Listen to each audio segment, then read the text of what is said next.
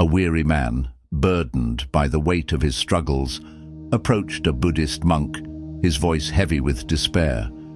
His eyes reflected the sorrow of countless sleepless nights, the burden of an existence that seemed to offer no solace.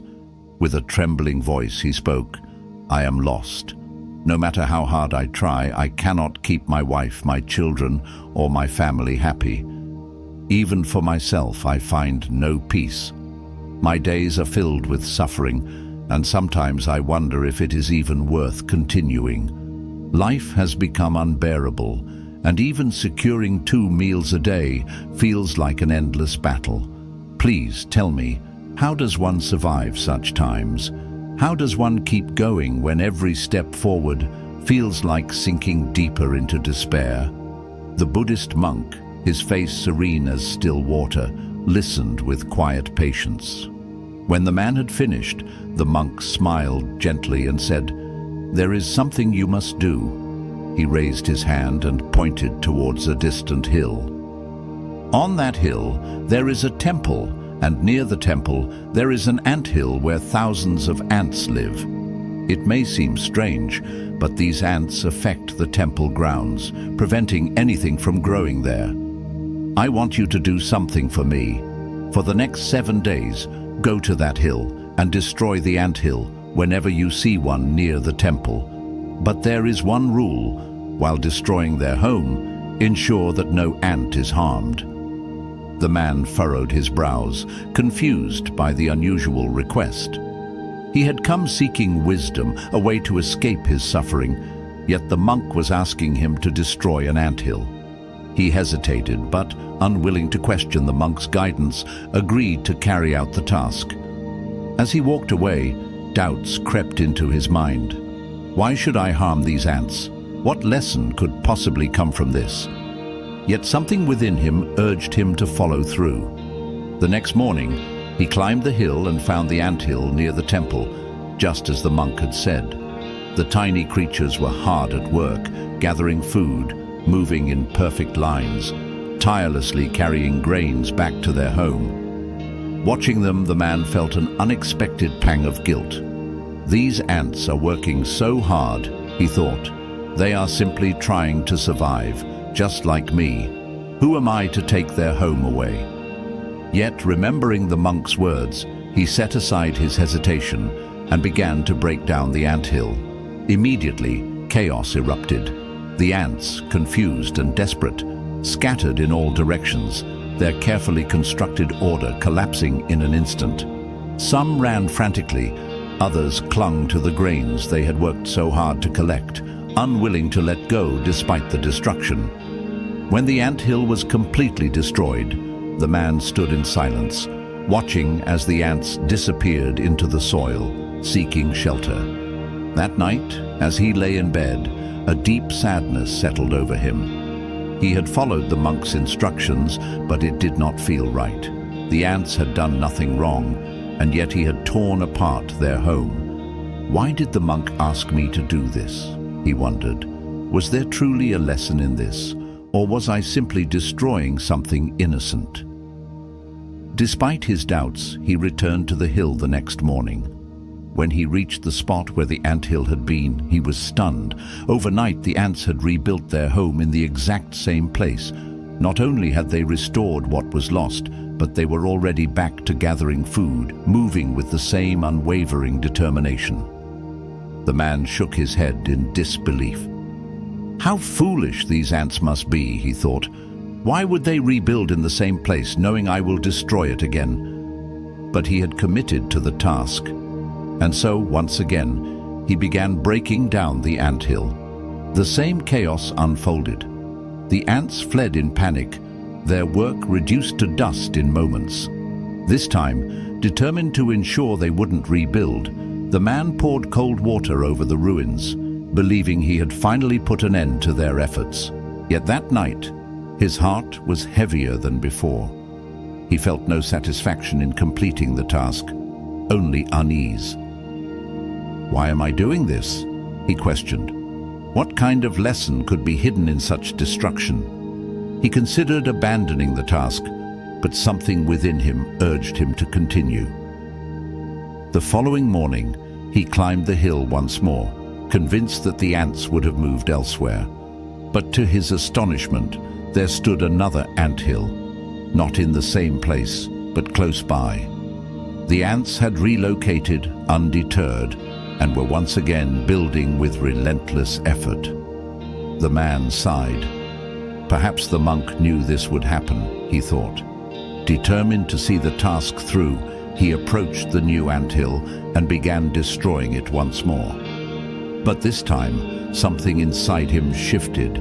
As he watched the ants desperately scrambling to save their home, he saw himself in them. He too had faced hardship.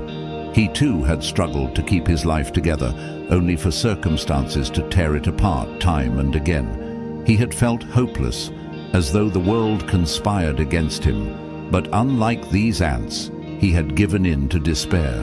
The realization struck him with such force that he froze mid-action. The ants never stopped. No matter how many times their home was destroyed, they rebuilt. No matter how many obstacles they faced, they continued working. They did not question their misfortune, nor did they dwell on what was lost. They simply moved forward. That night, the man could not sleep. His mind was filled with thoughts of the ants. He had come to destroy, yet he had found something he did not expect. A lesson in resilience. The next morning he returned to the hill, but this time he did not come to destroy. Instead, he brought flour from his home and sprinkled it near the ants, offering them nourishment. Over the next few days, he continued to visit the hill, not as a force of destruction, but as a silent observer, watching the ants work tirelessly. By the seventh day, his heart felt lighter. He no longer felt lost. The ants had shown him something he had never truly understood before. Strength was not in avoiding hardship, but in continuing despite it. With newfound clarity, he returned to the monk and bowed deeply. "Forgive me, Master," he said. "I could not complete your task. I destroyed their home 4 times, but after that, I could not bring myself to do it again. Instead, I helped them. Perhaps I have failed you, but I do not regret my choice. The ants, they taught me something. They showed me that even the smallest creatures do not give up. They rebuild again and again. They do not surrender to despair, as I have. I understand now." The monk smiled, his eyes filled with warmth. "You have not failed," he said. "You have learned what I wished for you to see. You see, my child, life will always test us. It will break us, challenge us, strip us of what we hold dear. But just as the ants rebuild without hesitation, so must we. Those who keep moving forward, who refuse to give up, will always find a way. No storm lasts forever. No hardship is eternal. The key to survival, to happiness, is persistence." The man listened in silence, his heart swelling with understanding. The monk continued, "Nature does not grant us peace or prosperity easily. It tests us again and again. But those who refuse to bow to despair will one day find that nature too bows before their determination. Just as you grew compassionate toward the ants, so too will life grow kinder to those who refuse to quit." Tears welled in the man's eyes. He had spent his life believing he was cursed by misfortune, but now he understood. His struggle was not a punishment. It was a test of resilience, of spirit, of will. And just like the ants, he could rebuild. With a deep bow, he thanked the monk and left, no longer burdened by despair, but filled with a quiet strength. As the man descended from the hill that day, his heart felt lighter than it had in years. The lesson of the ants stayed with him, echoing in his mind like a mantra. No matter how many times they are pushed down, they rise again. No matter how much is taken from them, they rebuild. They do not question, they do not mourn, they simply move forward. For the first time in his life, he saw his own struggles through a different lens. He had always believed himself to be cursed, that his suffering was unique, that fate had chosen him for hardship. But now he understood. Hardship was not a punishment, nor was it personal. It was simply the nature of existence. Just as the wind eroded the mountains, just as the rivers carved valleys over centuries, life would test all who walked its path. And yet, just as the mountains stood tall and the rivers continued their endless journey, so too could he. As he walked back to his village, his surroundings seemed different. The same trees, the same roads, the same houses he had passed 100 times before, but now they held a new meaning. Life had always been moving forward, whether he had realized it or not. The world did not stop for sorrow. The sun did not refuse to rise because someone was grieving. The wind did not pause because a man had lost his way. Life continued. That night he sat in his small, dimly lit home and watched his children sleep. Their breaths were soft, their small bodies curled beneath thin blankets. He had spent so much time worrying, feeling like a failure, believing he had let them down. He had been so consumed by his despair that he had not realized. His children did not care that he was poor. They did not need riches or grand comforts. They only needed him to try. The next morning, he did something he had not done in a long time. He woke up with a purpose. Instead of lamenting his circumstances, he asked himself a new question. What can I do today to build? He had spent too long mourning what was lost. Now he would begin again. With whatever little strength he had, he went to work. He found small tasks, helping farmers in the fields, carrying water, repairing fences. They were humble jobs, nothing grand, nothing that would make him rich overnight. But they were something. He worked not for immediate reward, but with the knowledge that each effort, no matter how small, was a brick in the foundation of his new life. Days turned into weeks, and though his life did not change overnight, something inside him had. He no longer saw obstacles as permanent. He no longer surrendered to despair. Each time he faced hardship, he reminded himself of the ants. If they can rebuild, so can I. One day, after many weeks of steady work, he returned to the Buddhist monk. He had not come seeking answers this time, only to express his gratitude. He bowed deeply before the monk and said, I understand now. My suffering was never a curse, nor was it a sign to give up. Life is simply what it is, a continuous cycle of building, losing, and building again. I do not fear failure anymore, nor do I mourn what I have lost. I will keep moving forward, just like the ants. The monk smiled, his eyes filled with warmth. You have learned the most valuable lesson of all. Many seek wisdom in grand philosophies, in complicated teachings, but the simplest truths are often the most powerful. Resilience is the key to survival, and survival is the key to all things. The man nodded. He had once believed happiness was something that had to be given to him by life. Now he understood it was something he had to create. And for the first time, he felt free. The man left the Buddhist monk's hut with a newfound sense of purpose, his heart carrying the wisdom he had learned. The lesson of the ants had settled deep within him, transforming the way he saw the world. Before, he had believed that life was unfair, that he was destined to suffer while others prospered. But now he understood hardship was not a punishment, nor was it something to be feared. It was simply a part of existence, a test of resilience. As he walked back to his village, he felt an unfamiliar lightness in his steps. The burden that had once weighed so heavily on him had begun to lift.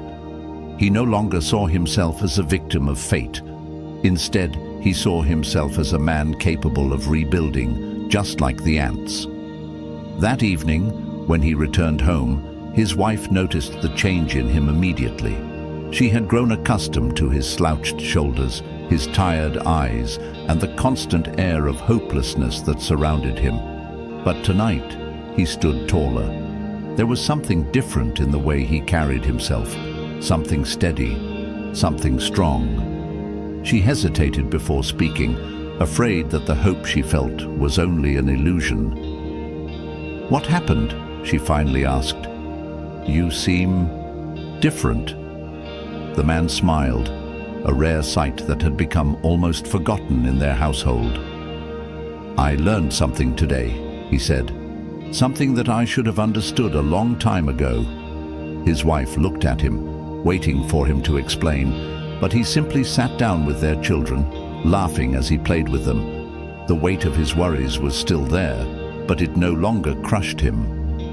For the first time in a long while, he allowed himself to be present, to enjoy what he had, rather than mourn what he lacked.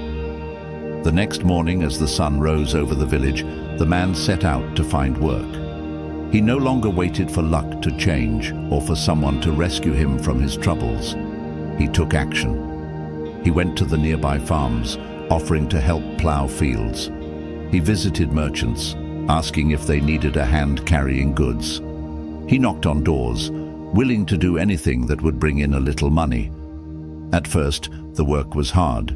His body was not accustomed to labor, and the pay was meager. But he did not complain. Each coin he earned, no matter how small, was a step forward. He reminded himself of the ants, patient, persistent, unwavering. Days turned into weeks, and slowly his circumstances began to change. His wife, seeing his efforts, also found small ways to contribute. She began sewing clothes for the villagers, using her skills to bring in extra money. Their children, though still young, helped in small ways, learning the value of hard work. One evening, as the family sat together sharing a simple meal, the man looked around at them. There was still struggle, but something was different. The air in their home no longer felt heavy with despair. Instead, there was hope. His wife noticed him deep in thought. "What is it?" she asked. The man smiled. "I was just thinking about the ants." She raised an eyebrow. "The ants?" He chuckled. "Yes. I spent so much time pitying myself, believing that my suffering was unique. But when I watched those tiny creatures, I realized they never stop. No matter how many times their home is destroyed, they rebuild. They don't waste time feeling sorry for themselves. They don't complain. They simply do what needs to be done." His wife listened, nodding slowly as she understood. "And that's what we will do," he continued. "We will keep moving forward. We will rebuild, no matter how many times life tries to knock us down." His wife reached for his hand, squeezing it gently. "We will," she agreed. Over the next few months, the man's efforts bore fruit. His determination caught the attention of a wealthy merchant who offered him a more stable job, managing shipments of goods. With steady work, the man was able to save money, repair their home, and provide better for his family. But more than the material improvements, the biggest change was within him. He no longer feared hardship. He no longer saw failure as the end. He had learned the most valuable lesson of all: resilience. One day, as he was walking through the village, he saw a group of children playing near an anthill. They were laughing, poking at it with sticks, watching as the tiny creatures scurried in all directions. The sight brought a smile to his face. He knelt down beside them and said, "Watch closely." The children looked at him curiously. "Come back tomorrow," he said. "You will see something amazing." The next day, just as he expected, the children returned to find the ants had rebuilt their home. Their eyes widened with wonder. "How did they do that so fast?" one child asked. The man chuckled. "Because they never give up," he said. "No matter what happens, they just keep going. And that is the secret to life." The children listened, their young minds absorbing the lesson. One of them, a boy no older than 7, looked up at the man and asked, "Does that mean we should be like the ants?" The man smiled, ruffling the boy's hair. "Yes," he said, "always." As he walked away, he felt a deep sense of peace. His journey had begun with despair, but it had led him to something greater, wisdom. And so the lesson of the ants lived on, passed from one person to another, like a ripple in a pond. The man's life had transformed, not because his circumstances had suddenly become easy, but because he had learned to face them with a different mindset. He no longer felt cursed by fate or weighed down by his struggles. Instead, he approached each day with a quiet determination, knowing that no matter what happened, he could rebuild. One afternoon, as he worked at the merchant's store, loading sacks of grain onto a cart, an old friend approached him. This friend had once been as hopeless as he had been, drowning in despair, believing life was unfair and unkind. "I don't understand," the friend said, watching the man work with focus and purpose. "A few months ago you were lost, you were drowning in misery, and now you walk as if the weight of the world has been lifted off your shoulders. What changed?" The man wiped the sweat from his brow and smiled. "Come, let's take a walk." Together, they left the merchant's store and made their way through the village. The man led his friend up the familiar path to the hill where the temple stood, the hill where his own transformation had begun. As they reached the top, he pointed towards the ground. "Do you see that?" His friend squinted, trying to make sense of what he was looking at. "An anthill." The man nodded. "Yes, but do you know how many times I destroyed that anthill?" His friend looked at him in surprise. "You destroyed it?" The man chuckled softly. "Yes, and not just once, again and again for days." His friend frowned, puzzled by his words. "Why? What did the ants ever do to you?" The man sat on a rock and gestured for his friend to do the same. Then, in a slow, steady voice, he began to tell the story. He spoke of his encounter with the Buddhist monk, of the unusual task he had been given, and of how he had watched the ants rebuild their home time after time with unwavering determination. As he spoke, his friend listened intently, absorbing every word. "The first time I saw them rebuild, I thought they were foolish," the man admitted. "I thought, why don't they just move somewhere else?" But then I realized they weren't foolish at all. They weren't wasting their time. They were simply living by a truth greater than any philosophy. No matter how many times life takes from you, you must rebuild. His friend looked at the anthill deep in thought. "But what if you're too tired to rebuild? What if you don't have the strength?" The man nodded. I asked myself the same thing, and then I realized, strength doesn't come before you act. It comes because you act. The ants didn't sit around waiting to feel strong before they started again. They simply started, and the strength came from the doing. His friend sat in silence, watching the tiny creatures moving tirelessly, carrying grains of sand, rebuilding their world without hesitation. "I was like them once," the man continued. "Not the ants who rebuild, but the ones who scatter in fear when disaster strikes. I ran, I broke down, I lost all hope. But then I saw what they did and I realized I had a choice. I could keep mourning what was lost, or I could start building again." His friend sighed, rubbing his hands together. "I wish I had that kind of strength." The man smiled. "You already do. You just don't see it yet." They sat there for a while, watching the ants work, until the friend finally stood. His eyes held a new spark, a quiet determination that had not been there before. "Thank you," he said. "I think I understand now." The man nodded. "Good. Now go build." And with that, his friend left, carrying with him a lesson that would change his life, just as it had changed the man's. Back in the village, the man continued his work, not just for his family, but for those around him. He had once believed that happiness was something he had to receive. Now he understood that happiness was something he had to give.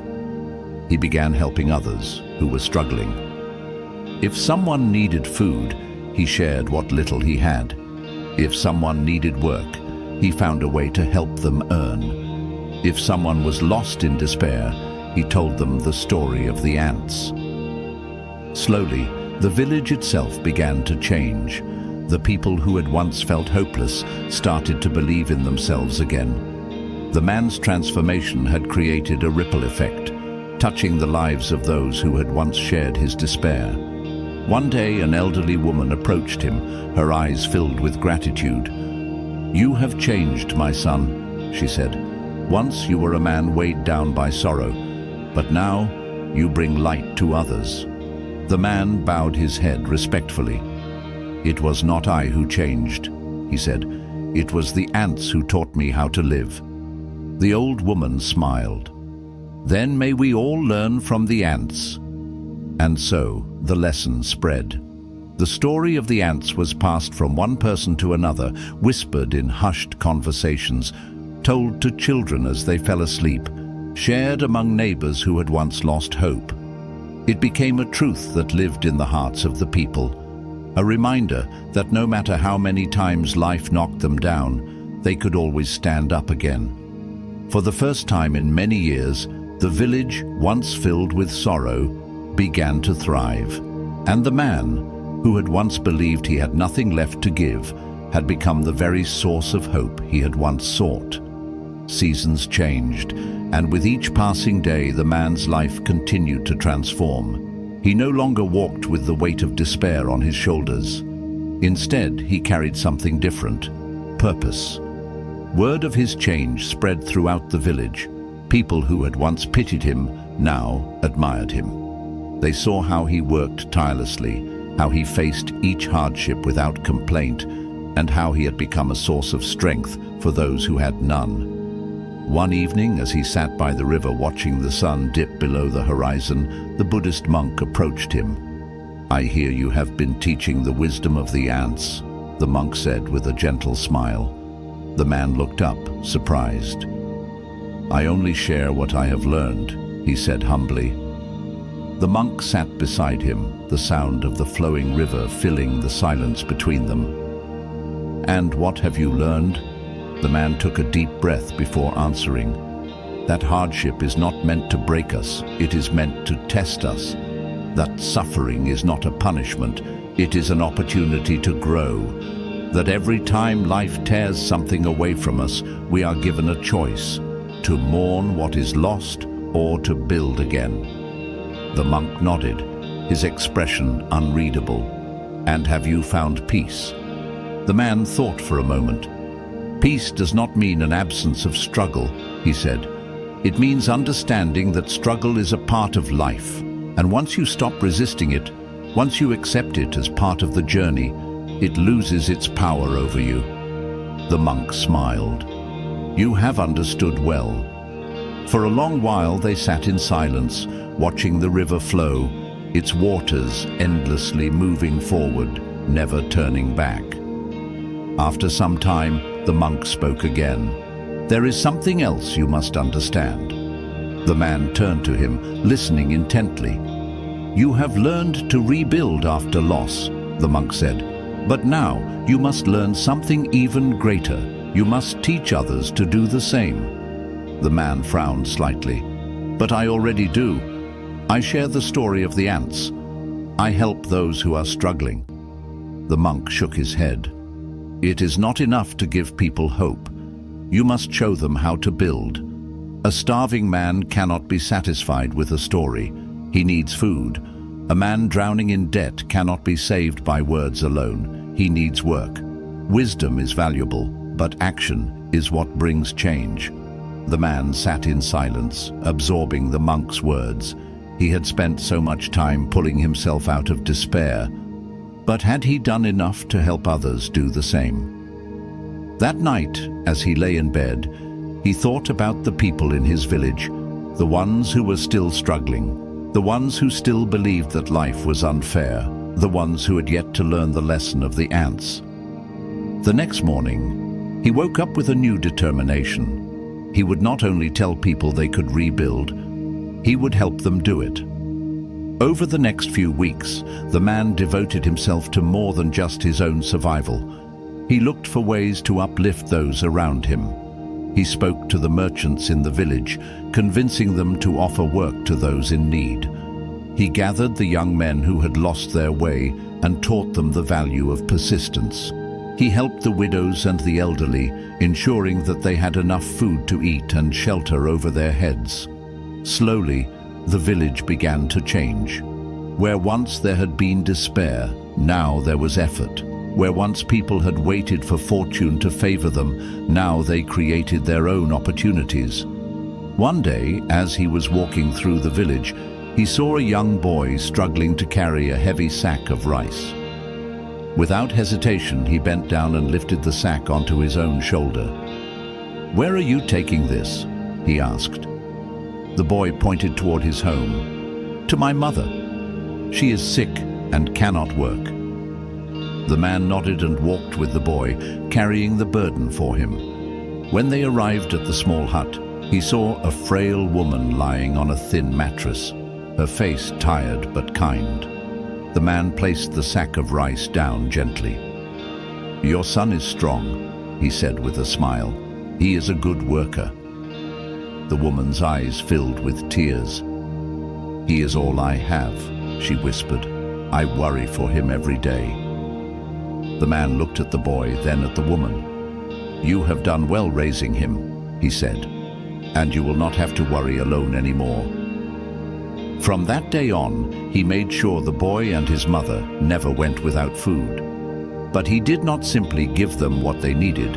He taught the boy how to work, how to save, how to build a future for himself.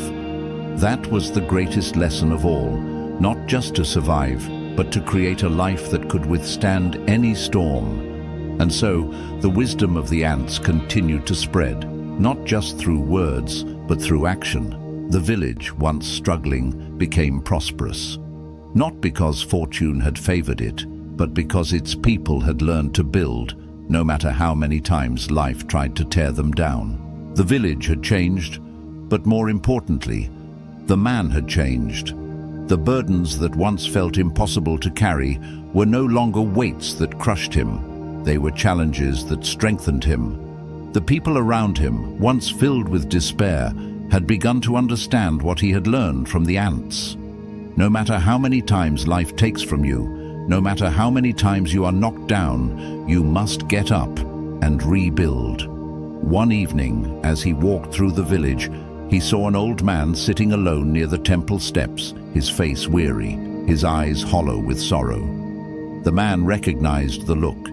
It was the same expression he had once worn, the same heavy shadow that had darkened his own days. Without hesitation, he sat down beside him. The old man barely glanced at him, his gaze fixed on the horizon. "You carry a great weight," the man said softly. The old man sighed. "I have lost everything," he murmured. "My family, my home, my purpose. I have nothing left." The man was silent for a moment before he spoke. "Come with me." The old man frowned. "Where?" "To see the ones who have lost more than you," the man said. Reluctantly, the old man followed. The man led him through the village, stopping at the small hut where the sick woman and her son lived. The boy was outside, carefully weaving a basket, his hands swift, his expression focused. "What do you see?" the man asked. The old man shrugged. "A boy working." The man nodded. "A boy who lost his father, whose mother is too sick to work. A boy who, by all accounts, should have given up. But instead, he is here, doing what he can to rebuild." The old man watched, his expression unreadable. The man continued walking, leading him to a field where a group of men were working late into the evening. The sun had almost set, yet they continued plowing, their hands calloused, their bodies weary but strong. "What do you see?" the man asked again. The old man sighed. "Farmers." The man smiled. "Men who once believed they had no future. Men who months ago sat where you are sitting now, believing they had nothing left. And yet, here they are, working, building, moving forward." The old man stared at the workers, his lips pressed together. Finally, the man led him to the temple steps, where they sat once more. "You say you have lost everything," the man said. "Perhaps you have, but loss is not the end. It is simply an empty space waiting to be filled again." The old man exhaled deeply, running a hand through his thinning hair. "But I am tired," he admitted. "I have no strength left." The man nodded. "I know. I was once where you are now. I wanted to stop trying. I believed that life had beaten me too many times." He looked at the old man and smiled. "And then I met the ants." The old man frowned. "The ants?" The man chuckled. "Yes, the smallest creatures in the world taught me the greatest lesson. No matter how many times you take away their home, they will rebuild. No matter how much you try to drive them away, they will return. They do not complain. They do not despair. They simply start again." The old man was silent, staring down at the ground. The man placed a hand on his shoulder. "You have a choice," he said. "You can sit here and mourn what you have lost, or you can get up and start again." For a long while, the old man did not speak, but eventually he nodded. "I will try," he whispered. The man smiled. "That is enough." Days passed, then weeks. Slowly the old man began to heal. He found work, small tasks at first, then larger ones. His hands, once idle, found purpose again. His heart, once heavy, grew lighter. One day, as the man walked through the village, he saw the old man sitting outside his small home, carving a piece of wood. He was focused, his hands steady, his expression peaceful. The man approached him. "What are you making?" The old man smiled for the first time in a long while. "A gift." "For whom?" "For a boy I know," the old man said. "A boy who has lost much but refuses to give up." The man nodded. The lesson had been passed on once more, and so the wisdom of the ants continued to spread. Years later, when the man had grown old, he sat on the same hill where his journey had begun. The temple stood before him, unchanged by time, and the earth around it was still alive with the movement of ants. A younger man, one of the many he had helped over the years, sat beside him. "Tell me," the young man asked, "do you ever regret anything?" The old man smiled. "Only that I did not learn the lesson of the ants sooner." The young man thought for a moment before asking, "And what is that lesson?" The old man looked out at the setting sun, the sky painted with hues of gold and crimson. That no matter what happens, no matter how many times life takes from you, no matter how many times you are knocked down, you must rebuild. You must rise again and again until the end of your days. The young man nodded, as if the words were settling deep into his soul. The old man chuckled. "And when you are old, you will sit here and tell another lost soul the same thing." The young man smiled. "I will." And with that, the wisdom of the ants continued its journey, passed from one heart to another, like a flame that could never be extinguished. For as long as people lived, for as long as they faced hardship, for as long as they questioned their place in the world, the lesson would remain. No matter how many times you are broken, no matter how much you lose, you must rise. You must rebuild. Again and again, just like the ants.